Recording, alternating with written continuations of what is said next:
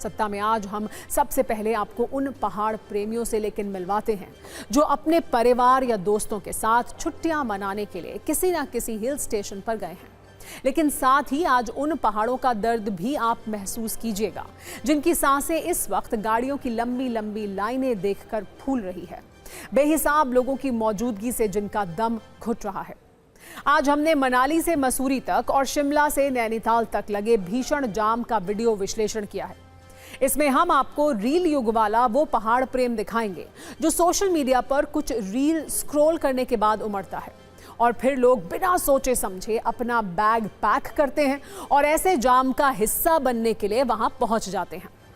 इस वक्त जो लोग पहाड़ों में फंसे हैं उनमें ऐसे लोगों की भी संख्या काफी ज्यादा होगी। लेकिन आज हम आपको मनाली, रोहतांग और केदारनाथ से आए कुछ ऐसे वीडियो दिखाएंगे जिसे देखकर आपको ये तय करना है कि क्या आप भी इस जाम का हिस्सा बनना चाहते हैं।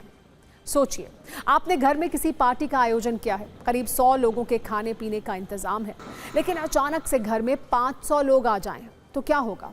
आपके घर का और आपकी किचन का इकोसिस्टम क्रैश हो जाएगा। घर में लोगों को बैठाने की जगह खत्म हो जाएगी। बिल्कुल ऐसा ही इस वक्त हमारे देश के पहाड़ों के साथ भी हो रहा है।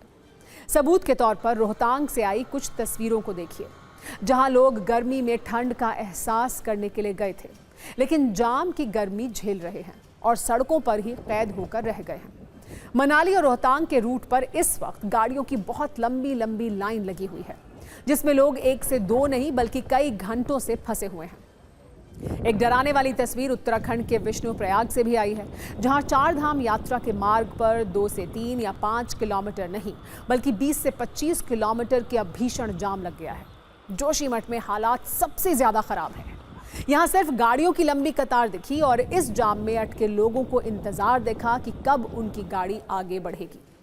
अब पहाड़ों पर जाम वाला चिंता कार्ड भी देख लीजिए। मनाली से रोहतांग के बीच 50 किलोमीटर के रूट पर भयंकर जाम लगा है। सामान्य दिनों में इस दूरी को तय करने में 2 से 3 घंटे का वक्त लगता था, लेकिन इस वक्त इस 50 किलोमीटर की दूरी को तय करने में 7 से 8 घंटे लग रहे हैं। कुछ ऐसी ही स्थिति उत्तराखंड के मसूरी की भी है। यहाँ भी हालात कुछ ऐसे ही हैं कि जिस 2 से 3 किलोमीटर के सफर को तय करने में 15 से 20 मिनट लगते थे, वहीं उसमें अब 1.5 से 2 घंटे का वक्त लग रहा है। पहले आप हिमाचल प्रदेश के मनाली में जाम में फंसे लोगों का दुख भी देखिए, फिर आपको उत्तराखंड के पहाड़ों पर लेकर चलेंगे जहां ज्यादातर हिल स्टेशन पैक्ड हैं।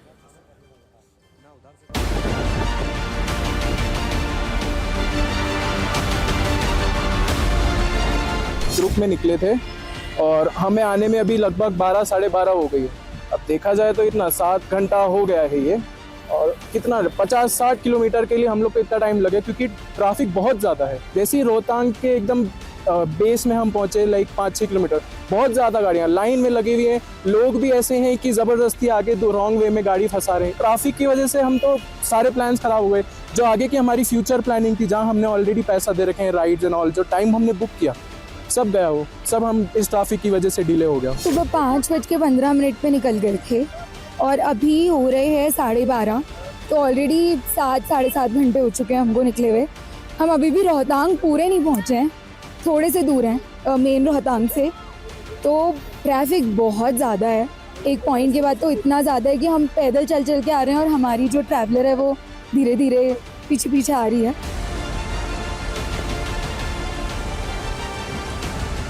हमारा जो मई जिन में टूरिस्ट पहुंचता था वो जो पहुंच रहा है वो तो आ रहा है, बेचारा वो पूरे ट्रैफिक में ही फंस रहा है। सुबह 6 बजे निकल रहा तो लगभग 3 से 4 घंटे वो ट्रैफिक में ही फंस रहा है, और उसको ना खाने पीने का प्रबंध हो रहा है और ना ही उसको कहीं खेलने का प्रबंध ढंग से हो रहा है। तो वो आ रहा है तो केवल 10 मिनट के लिए आ रहा है, बर्फ छू के जा रहा है।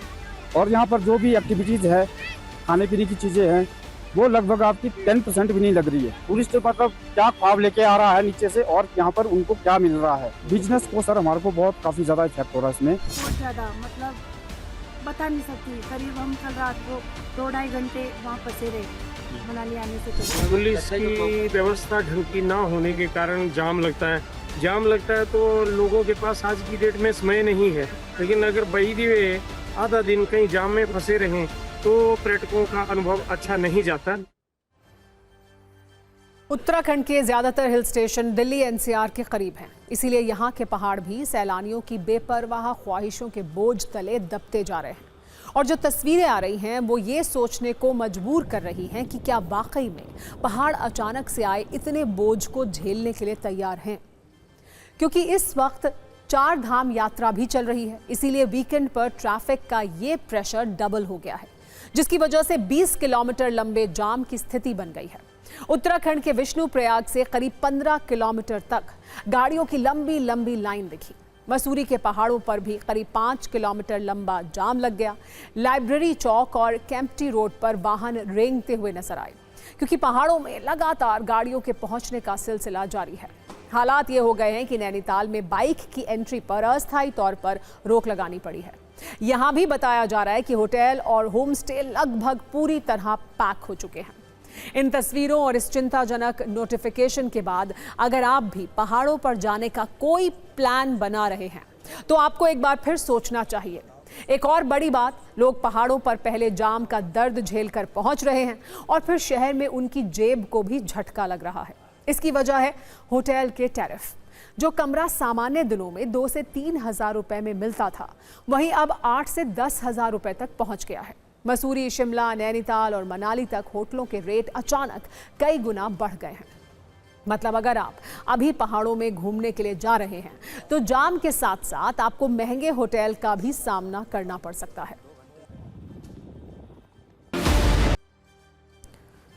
पहाड़ों पर गाड़ियों का जाम है तो केदारनाथ में श्रद्धालुओं का जाम लग गया है। सोशल मीडिया पर केदारनाथ के जुड़ाने वाले वीडियो वायरल हुए हैं, जिसमें लोगों की भयंकर भीड़ दिख रही है।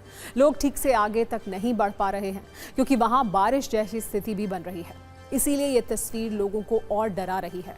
आंकड़े ये बताते हैं कि यात्रा शुरू होने के मात्र 39 दिनों के अंदर केदारनाथ में दर्शन करने वाले श्रद्धालुओं की संख्या 10 लाख के पार पहुंच गई है।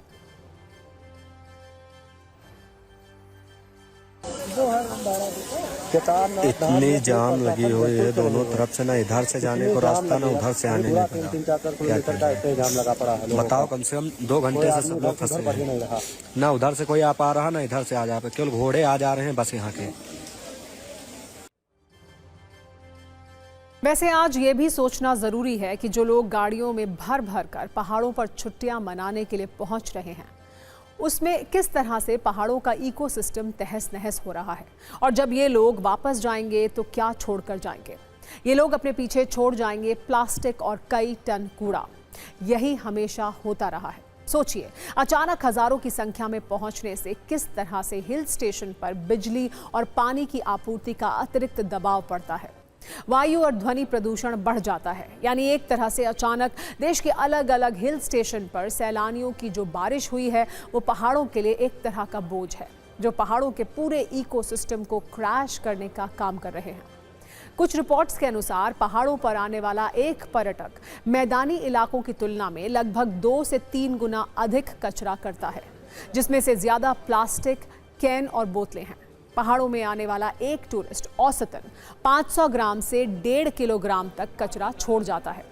CSE की state of India's environment report के मुताबिक भारत के हिमालयी राज्यों में हर साल लाखों टन कचरा पैदा हो रहा है, जिसका केवल 30 से 40% ही प्रोसेस हो पाता है। बाकी का 60% कचरा पहाड़ों की ढलानों या नदियों में फेंक दिया जाता है।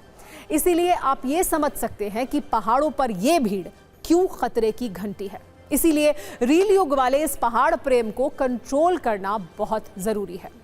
इसके लिए प्रशासन को कुछ जरूरी कदम उठाने होंगे, जैसे हिल स्टेशन की क्षमता के हिसाब से लोगों को एंट्री दी जाए। शहर में सिर्फ उन्हें जाने की अनुमति मिले जिनकी होटल की बुकिंग पहले से कंफर्म है। हालांकि इस नियम का पालन कई जगह पर अभी किया जाता है।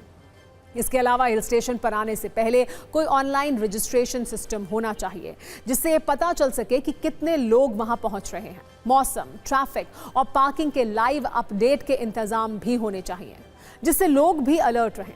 साथ ही कोई टूरिस्ट हेल्पलाइन नंबर बनाया जाए, जिससे लोगों को जानकारी मिल सके। इसके बाद ही पहाड़ों के जाम वाले इस दर्द को कम किया जा सकता है। हम आपको आज ये भी बताते हैं कि इस भीड़ को देखकर क्यों आज पहाड़ों को अंग्रेजों के कानून की याद आ रही होगी, जब बढ़ती भीड़ को कंट्रोल करने के लिए सख्त नियम बनाए गए थे। पर्यटन पर नियंत्रण के लिए भारी टैक्स लगाया जाता था। लेकिन आज के समय में नैनीताल और मसूरी जैसे हिल स्टेशनों की स्थिति पूरी तरह बदल चुकी है। आज की तारीख में पहाड़ों पर कितना प्रेशर है, इसे समझाने के लिए एक और सत्ता की कुंजी आइए खोलते हैं। आपको जानकर यह हैरानी होगी कि अंग्रेजों के समय में मसूरी का बाजार 3 महीने बंद रहता था, लेकिन अब मसूरी के बाजार कभी भी बंद नहीं होते और अब पूरे 12 महीने वहां पर्यटकों की भारी भीड़ रहती है। 1901 में मसूरी की आबादी 6,500 से भी कम थी, लेकिन मौजूदा वक्त में मसूरी की आबादी 45,000 से ज्यादा है। इसी तरह 2001 में नैनीताल की आबादी घनत्व 198 लोग प्रति वर्ग किलोमीटर था, लेकिन अभी आबादी घनत्व 225 लोग प्रति वर्ग किलोमीटर है। यानी आप ये समझ सकते हैं कि ये पहाड़ आबादी वाला तनाव पहले से झेल रहे हैं और अब इन्हें टूरिस्ट वाला तनाव भी देखने को मिल रहा है।